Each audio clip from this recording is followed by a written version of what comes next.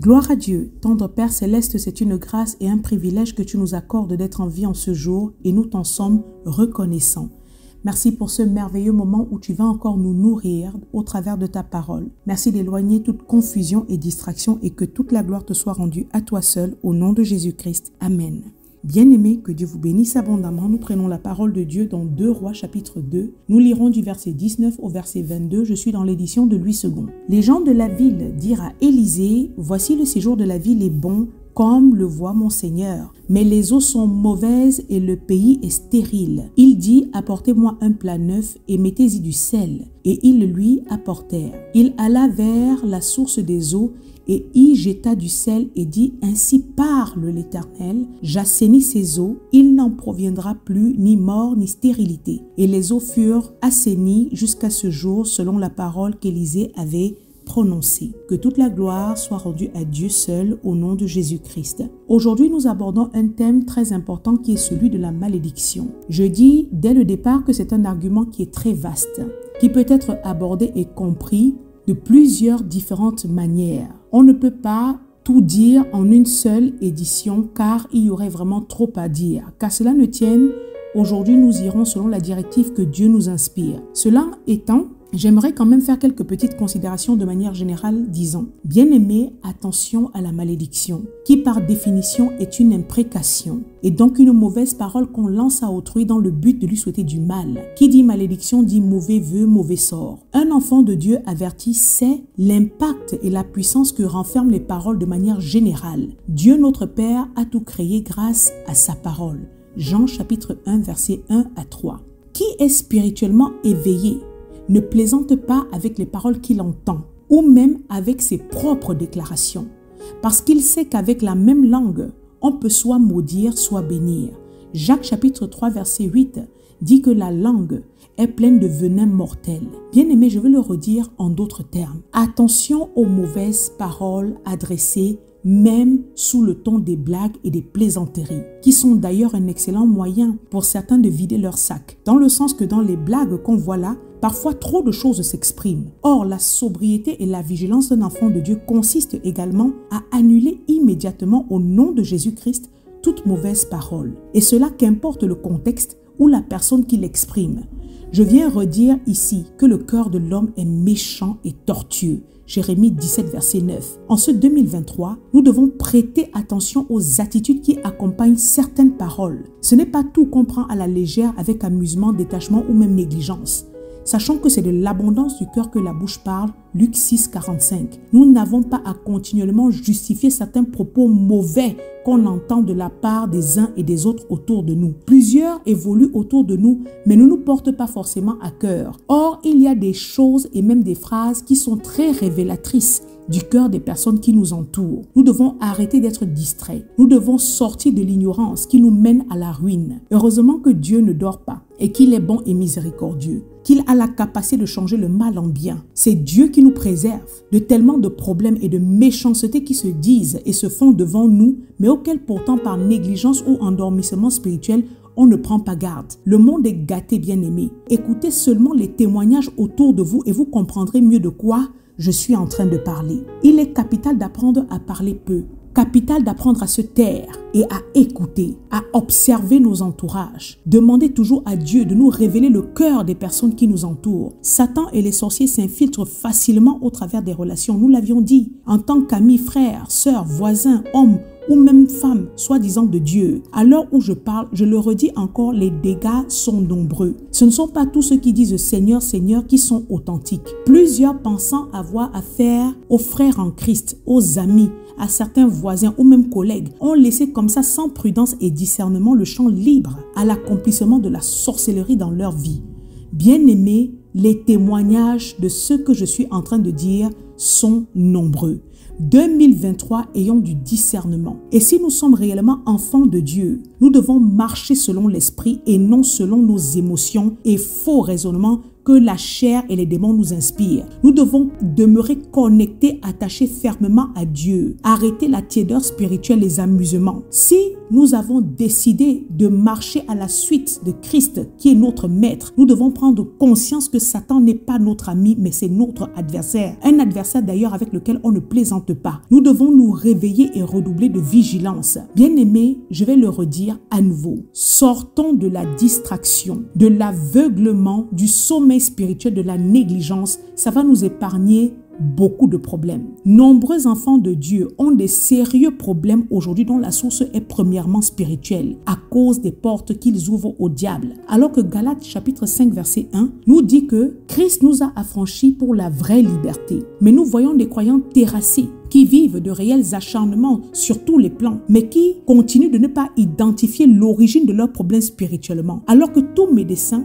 doit premièrement diagnostiquer la maladie pour la traiter. Bien-aimé, est-ce que tu sais quelles sont les origines des blocages qui te suivent? Tes problèmes que tu vis au quotidien proviennent d'où? De quoi ou alors même de qui? C'est valable pour certains membres de nos familles que sans discernement et par sentiment, émotion diabolique, sans avoir consulté Dieu, on a laissé s'introduire au sein de nos familles, de nos maisons, et qui y sont entrés et ont déposé des bagages sataniques. Bien-aimé, qui t'a dit que c'est tout ce qui entre chez toi, qui le font en disant que la paix soit dans cette maison? Il y a des parents sorciers, bien-aimés, et quand ils entrent dans une maison, ils y entrent avec leur sorcellerie dans le but de ruiner les vies, de gâcher les mariages, d'initier les enfants dans l'occultisme, de bloquer spirituellement les vies des gens et autres. Combien de témoignages dans le cadre du ministère nous entendons? Attention à la sorcellerie familiale. Bien-aimés, nous devons aimer, honorer les nôtres selon ce que Dieu nous demande. Mais nous devons également savoir d'où nous venons et ce dans quoi nous avons grandi. Une fois que Dieu nous a déjà avertis, c'est à nous de prendre des dispositions pour nous protéger, sachant que la lutte n'est pas contre la chair et le sang, Éphésiens 6:12. Mais nous devons être sages et nous préserver, arrêtant de nous exposer,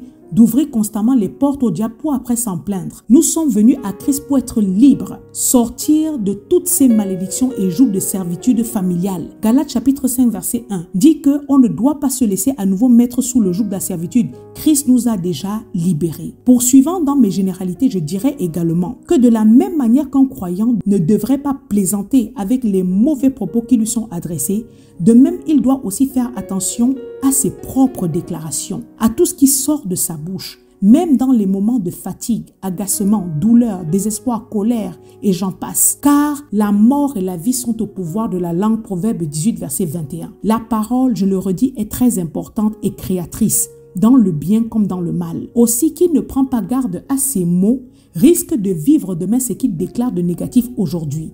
Les paroles qu'on prononce peuvent soit nous condamner, soit nous élever, soit nous bénir, soit nous maudire. Une simple parole peut engendrer de graves problèmes, tout comme peut engendrer également des solutions. En ce 2023, nous devons veiller sur nos langues et déclarations et cultiver le fruit de l'esprit qui est la maîtrise de soi. Même quand on est en proie aux déceptions, colère, tristesse, frustration, fatigue ou autres. Bien-aimé, que Dieu nous fasse grâce. La malédiction dont nous parlons aujourd'hui est quelque chose qui marche avec la parole, qui une fois prononcée, si elle n'est pas annulée au nom de Jésus-Christ, a la capacité de produire des effets néfastes dans une ou plusieurs vies, et ceci dans l'immédiat comme dans le temps, sans être influencé par les époques, par les lieux, par les distances et autres facteurs, comme c'est le cas de Jéricho, comme nous le verrons plus tard. Dans le mot malédiction, il y a la racine mal, donc mauvais. On comprend qu'elle n'apporte pas le positif ou le bien, mais essentiellement le négatif, le mal. C'est pour cela qu'elle fait d'ailleurs partie des armes favorites des sorciers qui font des rites occultes sur des autels, d'où ils prononcent des imprécations et attachant des démons qui veillent à l'accomplissement de leur malédiction qu'ils relâchent sur la vie des gens. Ainsi, nous l'aurons bien compris, la malédiction est loin d'être une parole simple et anodine, mais une fois qu'elle est déclarée, prononcée par une personne qui est spirituelle, dans le bien comme dans le mal, peut être lourde en conséquences.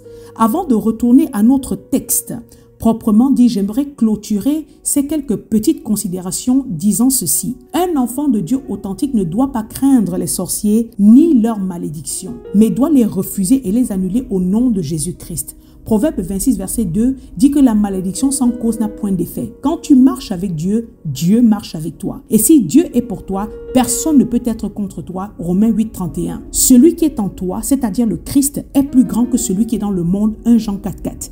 Bien-aimé, je vais insister à nouveau. Tout croyant authentique qui marche en communion avec Dieu évolue dans la lumière et est revêtu de discernement. C'est ça qui lui épargne beaucoup de tracas car il n'ouvre pas les portes à l'adversaire. C'est cette obéissance et vie de sanctification qui le place sous la protection de Dieu et aucun sorcier ne peut le maudire. Comment maudirais-je celui que Dieu n'a point maudit? Nombre 23, verset 8. Les sorciers ne sont pas plus forts que la protection de Dieu. Leurs malédictions ne peuvent pas transpercer le bouclier qu'est l'Éternel pour son enfant.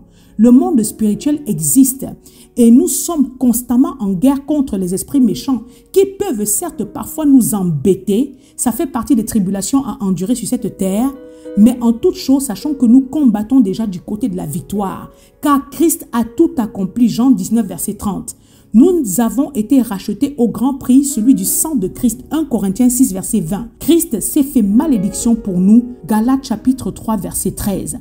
Donc, un croyant authentique, c'est qu'il a le pouvoir de marcher sur les serpents et les scorpions et sur toute la puissance de l'ennemi et rien ne peut le nuire. Luc chapitre 10, verset 19. Il sait que ni l'enchantement, ni la divination n'a de pouvoir sur lui. Nombre 23, 23. Bien-aimés, retournons désormais au texte. La parole nous parle d'une ville païenne appelée Jéricho, que l'Éternel avait jadis livrée entre les mains du peuple d'Israël sous le commandement de Josué son serviteur. Et nous dit que la ville de Jéricho, malgré son bon séjour, avait un problème. C'est que ses eaux étaient mauvaises, ce qui rendait le pays stérile. L'état de cette ville était le fruit d'une malédiction prononcée dans le temps par Josué qui, face au péché qui y sévissait, dépassait les bornes. Ainsi, il jura dans Josué chapitre 6 du verset 26 à 27, il jura disant, maudit soit devant l'Éternel l'homme qui se lèvera pour rebâtir cette ville de Jéricho. Il en jettera les fondements au prix de son premier-né et il en posera les portes au prix de son plus jeune fils. L'Éternel fut avec Josué, dont la renommée se répandit dans tout le pays. Et donc, c'est cette malédiction qui s'accomplit et traversa les époques jusqu'au temps d'Élisée. Bien-aimé, il arrive parfois à un stade dans la vie où trop c'est trop. Stade où le péché déborde, dépasse ses limites. Et ce fut le cas de cette ville de Jéricho. À Jéricho, les habitants se livraient à cœur joie à toute forme d'idolâtrie, dérive et toute autre forme de déviance. Or, dans un souci de purification, afin que cela n'empiète pas sur son peuple, ne contamine pas son peuple, Josué, soutenu par l'Éternel, comme le dit le verset 27 à peine lu, maudit quiconque se serait levé pour rebâtir cette ville. Je le redis, attention aux paroles qui proviennent d'un homme spirituel, car elles ont la capacité de s'accomplir et de poursuivre sur des générations. 1 Roi 16, verset 34 nous dit que quelques siècles plus tard, un homme du nom de Hiel de Bethel bâtit Jéricho. Il en jeta les fondements au prix d'Abiram, son premier-né, et il en posa les portes au prix de Ségum, son plus jeune fils, selon la parole que l'Éternel avait dite par Josué, fils de Nun. En d'autres termes, des siècles après la malédiction prononcée par Josué, s'est levé un homme nommé Hiel pour rebâtir la ville de Jéricho. La parole nous dit dans ce verset que nous venons de lire qu'il fit les fondations et son premier fils Abiram mourut. Mais il ne s'arrêta pas là, continuant en posant les portes. Et cette fois-ci, c'est son plus jeune fils Ségum qui est mort, selon la parole que Dieu avait annoncée au travers de Josué.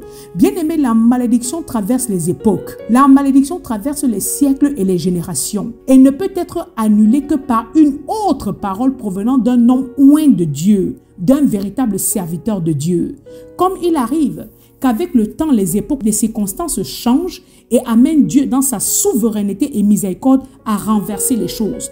Je nous renvoie au texte de 2 Rois, chapitre 20, du verset 1 à 7, où une histoire nous est relatée. Nous voyons que Dieu avait envoyé son prophète, le prophète Ésaïe, annoncer un décret de mort au roi Ézéchias. Mais parce que Ézéchias, ayant entendu la parole du prophète Ésaïe, a tourné son visage contre le mur, a crié à l'Éternel. La parole dit que Dieu a entendu sa prière en voyant ses larmes. Non seulement il a guéri la maladie du roi Ézéchias, mais il lui a même ajouté 15 années supplémentaires de vie. Bien-aimé, Dieu est tout-puissant et sa volonté est celle qui finit toujours par s'accomplir. Et c'est ce qui s'est passé avec Élisée dans ce passage. Les gens de la ville ont dit à Élisée, voici le séjour de la ville est bon, comme le voit mon Seigneur, mais les eaux sont mauvaises et le pays est stérile. Et il a dit, apportez-moi un plat neuf et mettez-y du sel, et ils le lui apportèrent. Élisée était un homme spirituel qui était conduit par l'Esprit de Dieu. Il n'agissait pas au hasard. Ses actes étaient posés sous l'inspiration divine, tout comme ceux de Jésus-Christ, comme le lisons en Jean chapitre 9 verset 6, qui a fait la boue avec sa salive et l'a appliquée sur les yeux de l'aveugle. C'est ceux qui sont conduits par l'Esprit de Dieu, qui sont fils de Dieu, tel que le dit Romains 8 verset 14. Face à ce problème d'eau mauvaise et de stérilité du pays, le serviteur de Dieu a agi par révélation. Le verset 21 dit qu'il est allé à la source des eaux et a jeté du sel et a dit, ainsi parle l'Éternel, j'assainis ces eaux, il n'en proviendra plus ni mort ni stérilité. Et les eaux furent assainies jusqu'à ce jour selon la parole qu'Élisée avait prononcée. Le séjour de Jéricho était bon, c'était une belle ville, mais les eaux étaient mauvaises. L'eau est importante. Là où l'eau est polluée, il n'y a pas une bonne vie, mais il y a la stérilité. Le manque d'eau, c'est un véritable problème. Et nous savons que l'eau représente la parole de Dieu. Ça ne peut pas apporter la productivité, mais seulement improductivité, infertilité. On ne peut rien accomplir de bon et de bénissant sans la parole de Dieu. Personne ne pouvait bien vivre à Jéricho malgré son beau décor plaisant à cause d'une malédiction. Bien aimé, la ville de Jéricho ressemble à la vie de plusieurs personnes qui m'écoutent en ce moment et qui ont une bonne position à quelque niveau que ce soit.